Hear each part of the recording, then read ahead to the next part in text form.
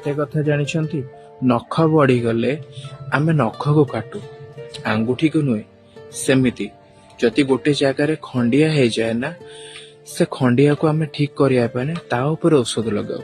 सेमिति जदि आम संपर्क रे कौनसी जगार फाट सृष्टि होउची कि आम भीतर झगड़ा होउची ताहाले ना से संपर्क को घारे औषध लगेला बेला टिके आपण सिंपाथी टिके भल पाइबा दियंतु जहा फल से हेइथिबा फाटटा ना बहुत शीघ्र भरिछिबो।